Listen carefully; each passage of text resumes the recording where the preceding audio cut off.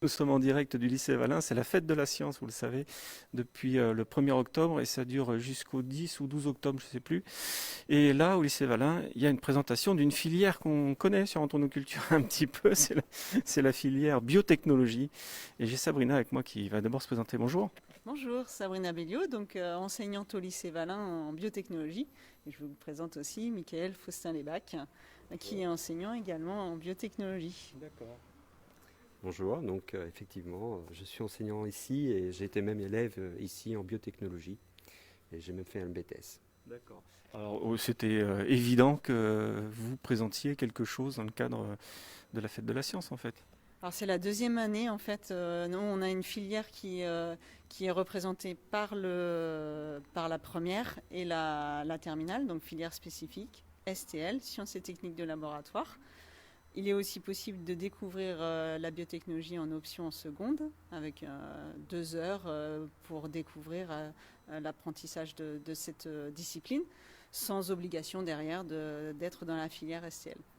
Et ensuite, au lycée Valin, on a également un BTS, alors bioanalyse et contrôle, plutôt orienté vers l'agroalimentaire, un petit peu de pharmaceutique et cosmétique, pour devenir technicien de laboratoire. Donc c'est la suite logique du bac STL en fait. Après, il y a d'autres BTS qu'on n'a pas à Valin, mais on peut faire du médical par exemple. Voilà. Oui, parce que les analyses de sciences techniques laboratoires, c'est valable partout. C'est même dans le militaire, dans toutes les formes de recherche, agroalimentaire, agriculture. Enfin, c'est très vaste.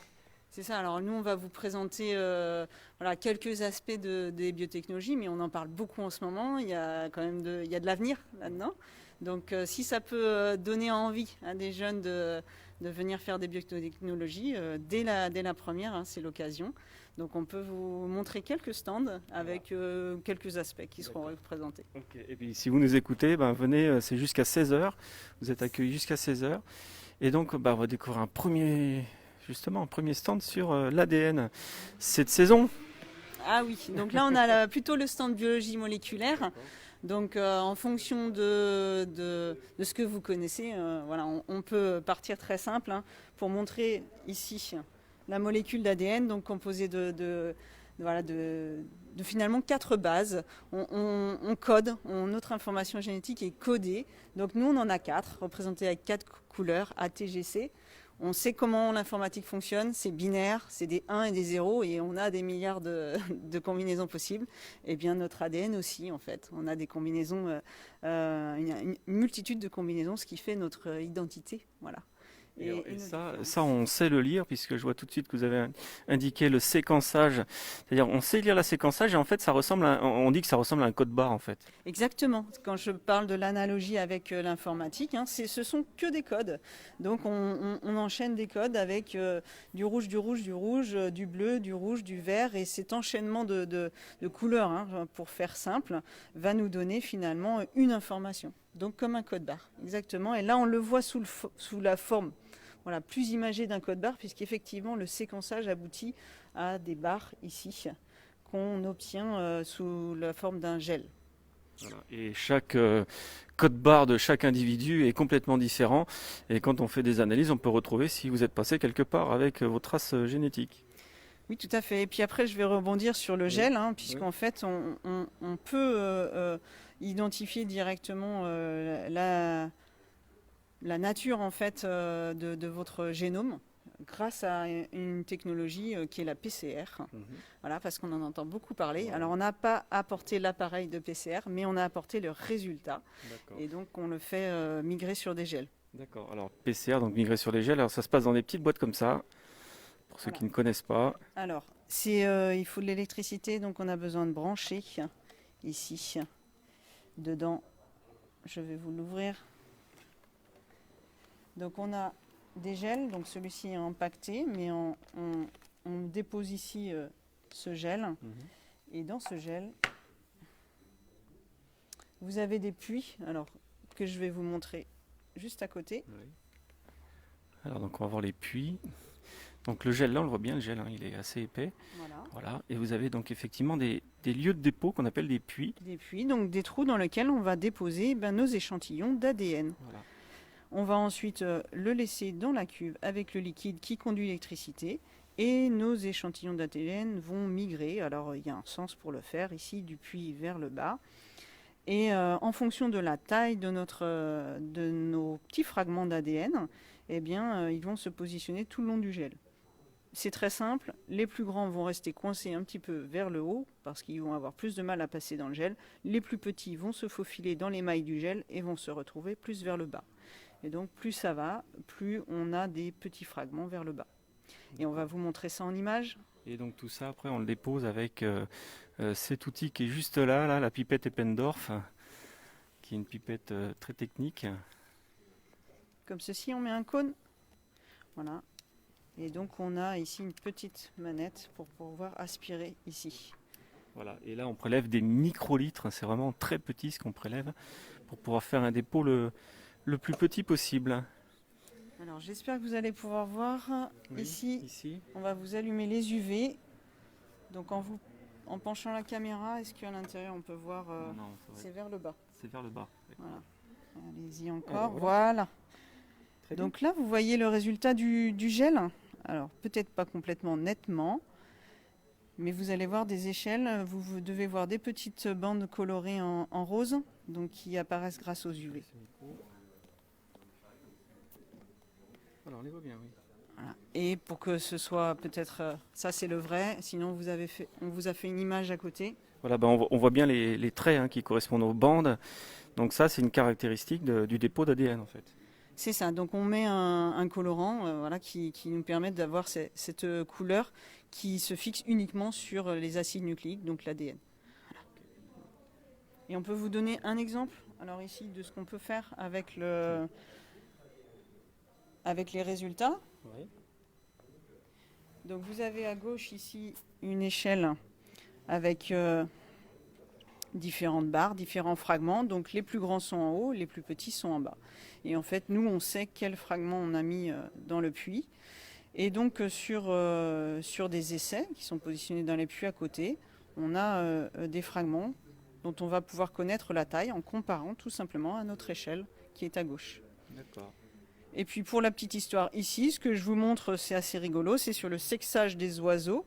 Donc en fait, on a fait une PCR sur les chromosomes sexuels. Et donc nous sommes humains XY pour les hommes, XX pour les femmes. Et donc pour les oiseaux, ici, vous avez l'inverse, le ZZ ici. Ça veut dire qu'il a 2 chromosomes Z, donc le même chromosome, et en l'occurrence, c'est pour les mâles. Alors que le ZW, on voit bien 2 bandes ici, un par chromosome sexuel, et ça signe les femelles. D'accord, donc C'est l'inverse de chez l'humain, donc c'est une caractéristique génétique. Une originalité et qui est utile pour les oiseaux dont on ne voit pas du point de vue morphologique externe la différence entre les mâles et les femelles. Très bien. Alors vous voyez, si vous venez ici là, au lycée Valin, vous allez apprendre plein de choses. Il vous reste encore très peu de temps pour venir. Alors ensuite, il y a tout ce qui est culture microbienne. Alors on utilise des boîtes gélosées pour pouvoir cultiver les bactéries. Donc on va en prendre celle-ci. Donc ce sont des petites boîtes sur lesquelles la gélose est bombée. Et donc il suffit de déposer la gélose à la surface comme ceci, qui paraît propre, et sur lesquelles finalement il y a probablement des bactéries. Ensuite, je mets cette gélose au chaud, et le chaud va permettre aux bactéries de se développer, et ce qui va nous permettre de les visualiser, puisque quand elles se multiplient, elles deviennent à ce moment-là suffisamment nombreuses pour qu'on les voit. Voilà, une bactérie qui se multiplie va former une colonie, et c'est ce qu'on voit à l'écran, ce qui est rond, c'est une colonie. Et ça a été déposé sur une table. Tout à fait. Donc là, je le ferai sur la table, j'obtiendrai probablement quelque chose de similaire. D'accord, donc Voilà. ça veut dire que, mais ce qu'on sait déjà, évidemment, c'est qu'on est entouré de microbes. C'est ça, c'est pas stérile autour de nous, mais n'ayez pas peur, ce sont que des gentilles bactéries. Pour celles-là, il y en a on a tendance à mettre beaucoup de choses nuisibles, mais on va voir tout à l'heure qu'il y a beaucoup de bactéries ou de micro-organismes utiles.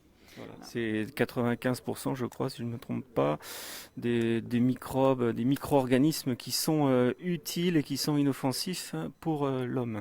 Alors on peut en regarder là-bas des bactéries ou des moisissures utiles, ce sera plus intéressant en agroalimentaire. D'accord, donc on va montrer. Ok. Alors la technologie du fromage, voilà. Ouais. Là c'est un bon exemple pour le côté utile. En France on est très spécialiste des fromages. Donc ici vous avez le lait qui est utilisé pour faire les fromages. On utilise de la présure pour faire coaguler. Ensuite, on met le coagulum, c'est-à-dire le lait coagulé dans ces petits moules. Et le petit lait s'écoule. Donc on enlève la partie liquide.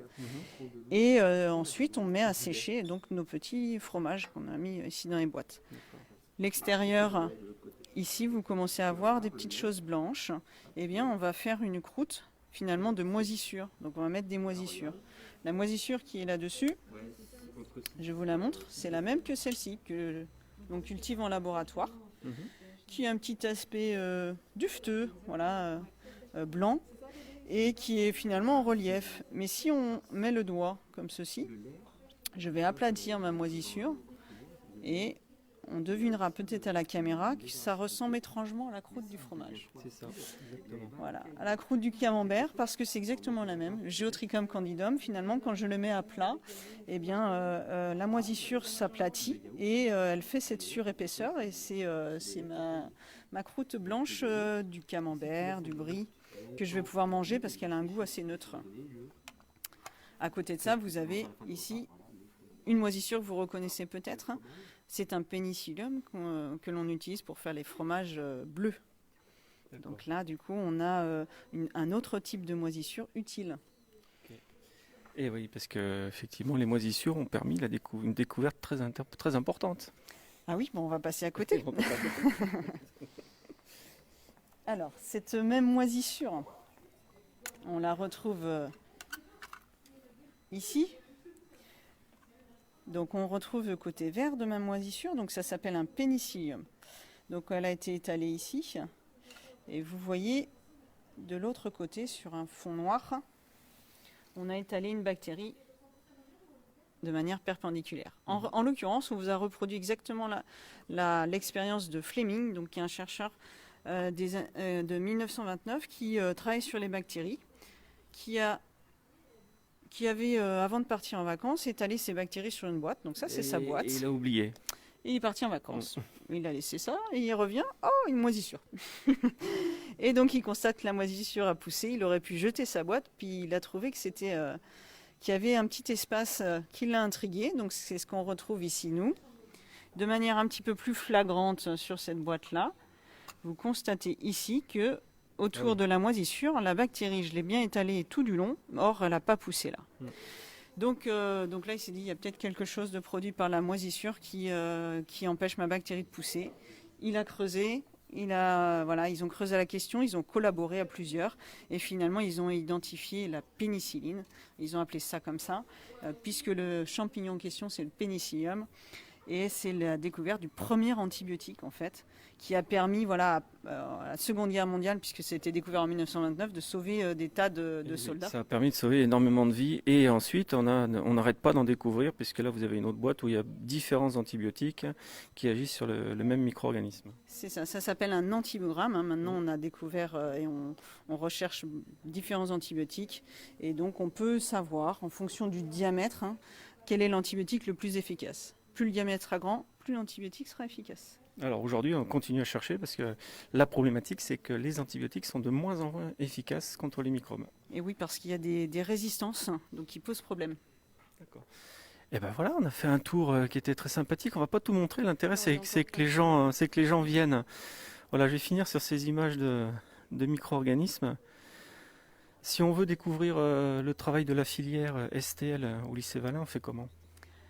Alors, si vous êtes en troisième, vous pouvez choisir l'option biotechnologie, donc de 2 heures, où vous pourrez être à même de faire une partie des expériences qui sont présentées aujourd'hui. Si jamais vous ne savez pas à l'issue de la troisième quoi faire, vous ne prenez pas l'option biotechnologie, vous passez votre seconde.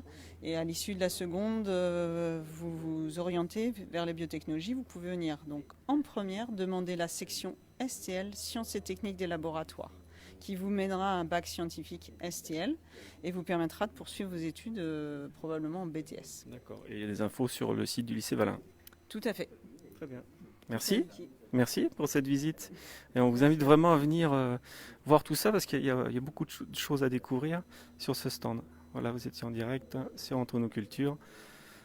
Et le lycée Valin fête la science. C'est tout à fait normal pour cette 30e année.